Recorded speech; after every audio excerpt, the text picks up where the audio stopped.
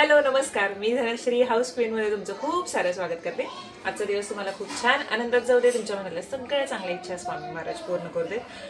एक 4 दिवसावरती संक्रांती आलेली. मला कमेंट सेक्शनमध्ये लास्ट व्हिडिओच्या किंवा काही जे साड्यांचे व्हिडिओज टाकते त्याच्यामध्ये की हळदी कुंकूचा मेकअप दाखव, तर एक शॉर्ट व्हिडिओमध्ये टाकण्याचा प्रयत्न करेन.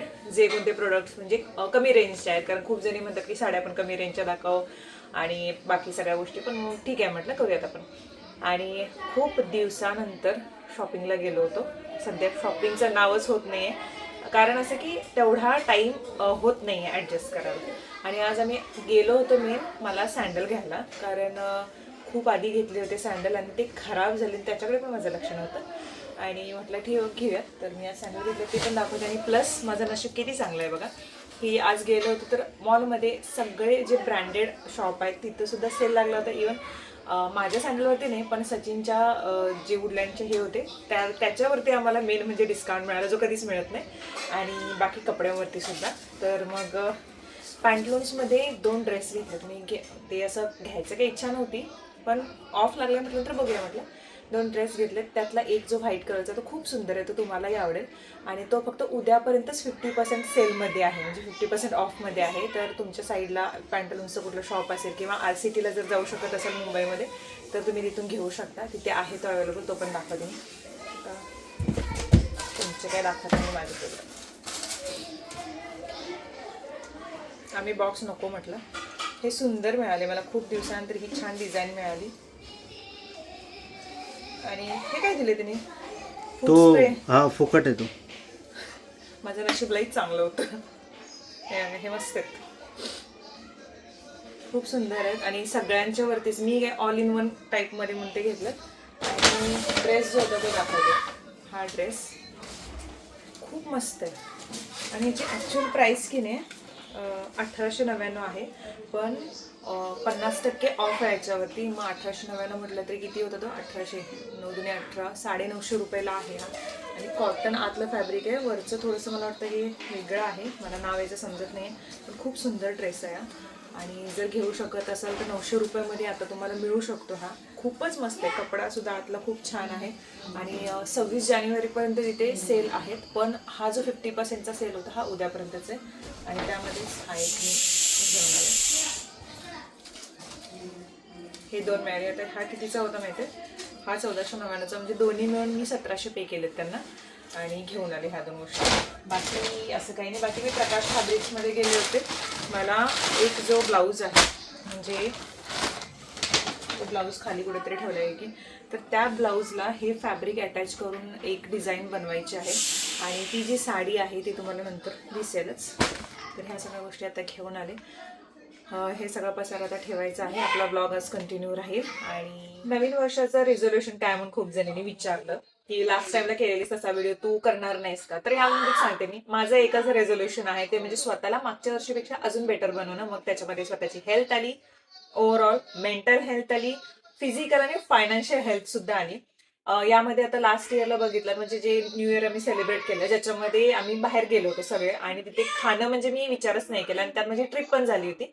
मी गोड तरी प्रचंड खाल्लं, पण तरी सुद्धा त्याचा म्हणावा तसा असा वर्स्ट इफेक्ट जो असतो, तर तो माझ्या फिजिकवरती किंवा माझ्या चेहऱ्यावरती नाही दिसून आला. रिझन 2 होती की मी लास्ट इयरला जिम हे लावलंच होतं, कंटिन्युअसली करत होते. आणि दुसरी गोष्ट स्किनची हेल्थ जी आहे, म्हणजे पाणी पिणं, ह्या सगळ्या गोष्टी तर आल्याच, पण त्यासोबतच क्युअर स्किनचं जे मी म्हणते त्यांचे जे काही टिप्स मी फॉलो करते नेहमी, प्रोडक्ट्स, जे सगळ्या गोष्टी मी नेहमीच सांगते त्या सुद्धा फॉलो करते. आणि त्याच्यामुळे ह्या गोष्टी, म्हणजे समजा तुम्ही वर्षभर जिम करताय आणि त्याच्यानंतर अचानक 4 दिवस तुम्ही काहीतरी खाल्लं, म्हणजे असंच अरबट चरबट, तर ते एवढं अफेक्ट करत नाही, कारण वर्षभर तुम्ही ते केलेलं असतं, त्यामुळे फिजिकवरती तेवढं होत नाही. पण तेच तुम्ही 4 दिवस केलात आणि 5व्या दिवशी सोडून दिलात, तर नाही, ह्या गोष्टी अफेक्ट करतातच.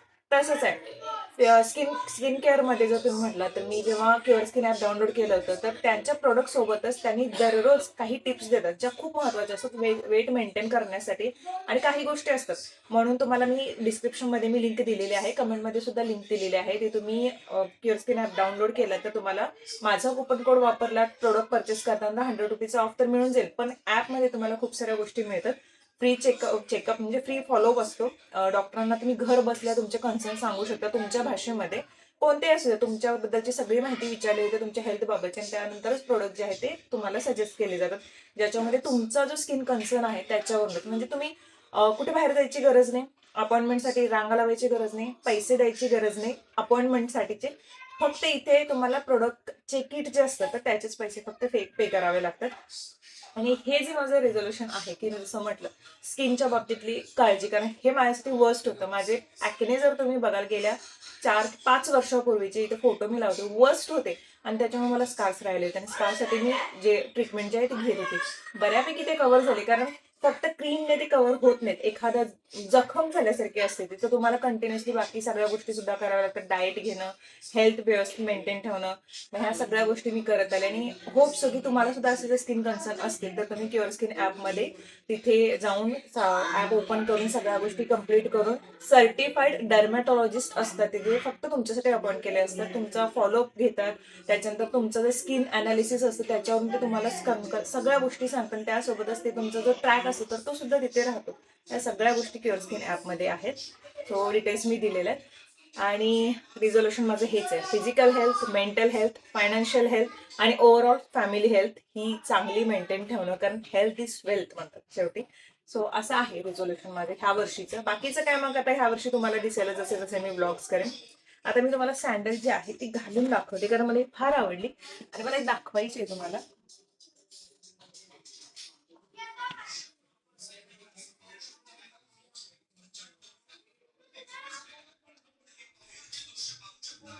वरती करा ना कॅमेरा. साड्या दिसतात. मस्त आहे, एकदम कम्फर्टेबल आहे. हिल्स पण प्रोटेक्टिव्ह राहतात, आणि माझी पहिली पण अशीच होती त्याच्यामुळे ही जरा कम्फर्टेबल आहे. आणि हिल्स वापरले की थोडासा त्रास झाल्यासारखा होतो, म्हणून मग मला फ्लॅट शूज जास्त आवडतं. आणि हे सगळ्यावरती मी ऑल इन वन घेते, कम्फर्टेबल पडतं, छान आहे, मस्त.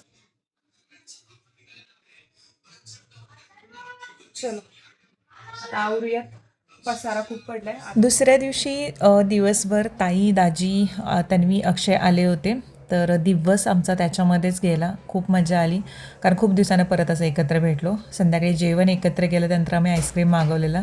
तर त्या आईस्क्रीमवरून सगळ्यांचं सुरू होतं काय ना काय. तर असा दिवस गेला. त्या दिवशी मला जास्त कॅमेरा हातात घेता नाही आला, कारण आम्ही खूप बडबड करत बसलो होतो, आणि आरव इथं काहीतरी सांगत होता, सगळे अगदी काळजीपूर्वक ऐकत होते.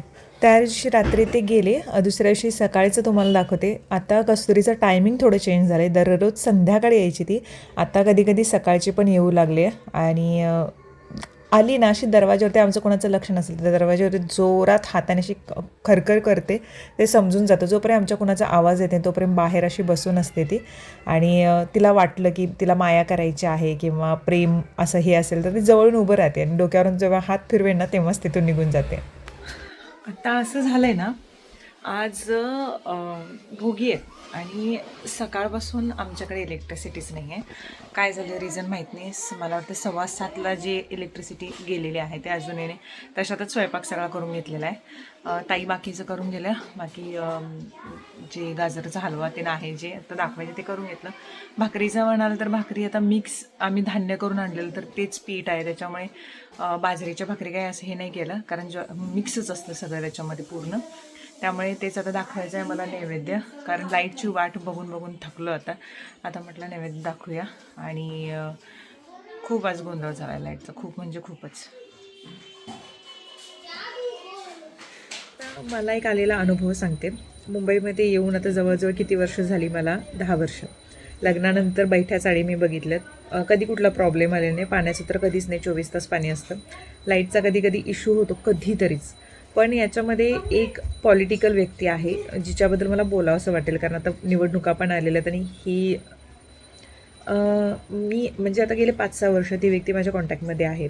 शिल्पा पिसाळ म्हणून त्यांचं नाव आहे, आणि त्या माझ्या व्हिडिओ बघत होत्या. नंतर अशीच ओळख झाली. जास्त कधी भेटलेलोच नाही, समोरासमोर भेटलेलोच नाही अजून.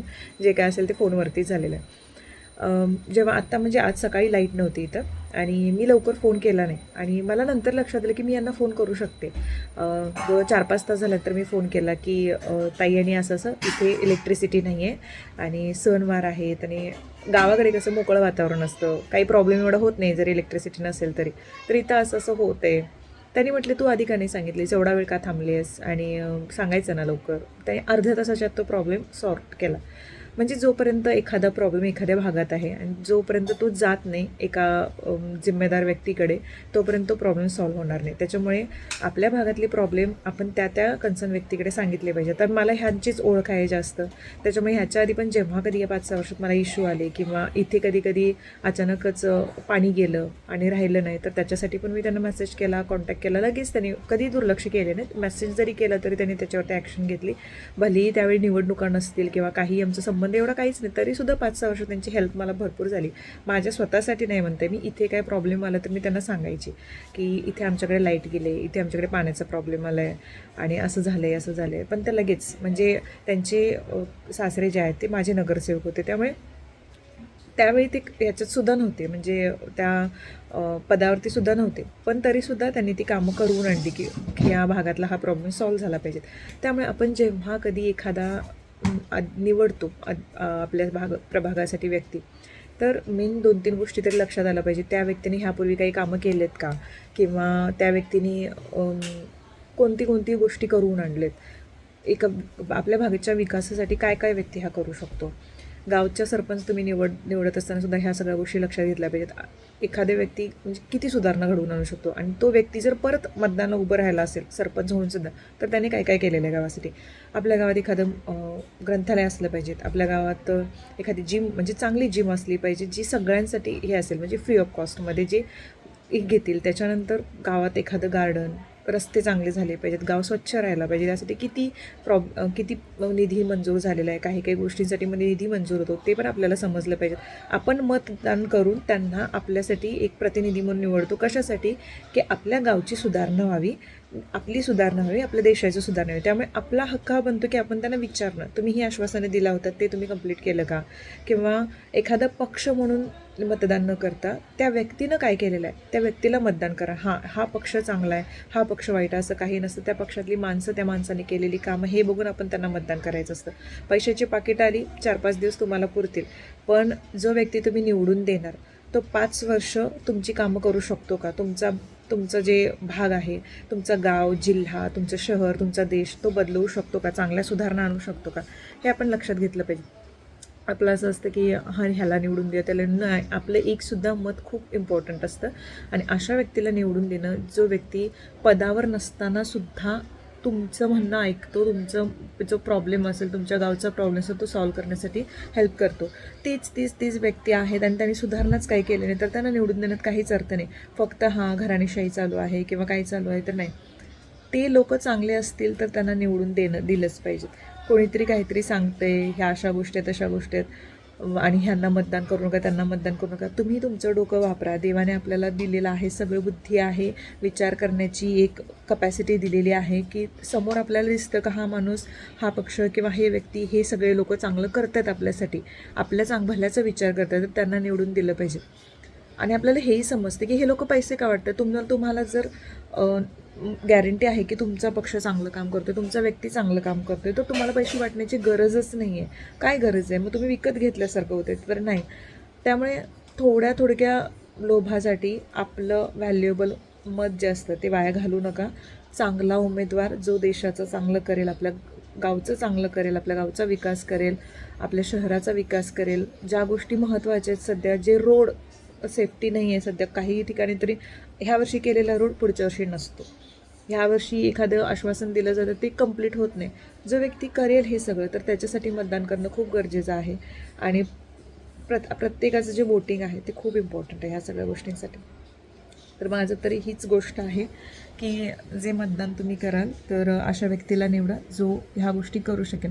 आता मला आलेला हा पर्सनल अनुभव आहे की इथली जी व्यक्ती होती ज्यांचं नाव मी घेतलं शिल्पा म्हणून, तर त्या तरी कुठल्या पदावरती नव्हत्याच. 4-5 वर्ष मी त्यांच्या कॉन्टॅक्टमध्ये आहे, तरीसुद्धा त्यांनी सगळी कामं केलं, सगळ्या गोष्टी. म्हणजे मी सांगितलं इथं आमच्या इथे हा प्रॉब्लेम आहे, हे आहे, त्याने लगेच की मेसेजवरती सुद्धा, असं नाही की फोनवरतीच बोलणं नाही, एकाच मेसेजवरती किंवा एकाच कॉलवरती त्या गोष्टी झाल्या. मी असं फॉलोअप पण नाही घेतलं की ताई काय अजून नाही झालं. आता पण मी सकाळी इलेक्ट्रिसिटी गेली होती ना, तर मी किती 10:30ला कॉल केला. मला तेव्हा लक्षात आलं, अरे मी ह्यांना सांगू शकत होते. आणि त्याच्यानंतर त्या मला बोलल्या की धनश्री फक्त इलेक्ट्रिसिटी आली ना राजा, की तू फक्त मेसेज टाक की आले म्हणून. मला ते टाकायचं विसरले इलेक्ट्रिसिटी आले. परत त्यांचा फोन आला, धनश्री आली आहे का, बोलणं झालं त्यांच्याशी, त्यांनी करतो बोली झालं का, हां म्हटलं मीच विसरले, मी 2 मिनटं झाले आले म्हटलं. तर मला छान वाटलं त्या गोष्टी. एक कन्सर्न व्यक्ती म्हणून त्यांचं वागणं मला खूप चांगलं वाटलं. मी हे फक्त तुमच्याशी शेअर केलं. आता इलेक्शन्स आहेत, तर ह्या इलेक्शन्समध्ये जो योग्य उमेदवार आहे, जो आपल्या लोकांसाठी चांगलं सगळ्या गोष्टी करू शकतो, सगळे मूलभूत प्रश्न सोडवू शकतो, आपल्याला बुद्धी दिलेली आहे देवाने, त्या बुद्धीचा वापर करा आणि उमेदवाराला निवडा. जो कोण तुम्हाला चांगला वाटतो त्याला निवडा तुम्ही, कारण आपल्याला समजतं. एवढी तरी आपण मोठं 18 वर्ष हे उगाचच केलेलं नाही आहे मतदानाचं वय, कारण तेवढी परिपक्वता आपल्याला आली असते. कोण काय सांगते ह्याच्यापेक्षा तुमचं मन तुम्हाला काय सांगते हा विचार करून जो तुम्हाला वाटतो की हा आपल्या देशाचा विकास करू शकेल, गावचा, शहराचा, त्यांना मतदान करा. तर एवढंच माझं सांगणं आहे. आणि चला आपण नेक्स्ट व्हिडिओमध्ये भेटूयात. आज भोगी आहेत, भोगीच्या सर्वांना खूप साऱ्या शुभेच्छा. उद्या मकर संक्रांती आहेत. तिळगुळ घ्या, गोड गोड बोला, माझे तिळे सांडू नका आणि माझ्याशी भांडायला तर अजिबात येऊ नका. चला नेक्स्ट व्हिडिओमध्ये भेटते, तोपर्यंत बाय बाय.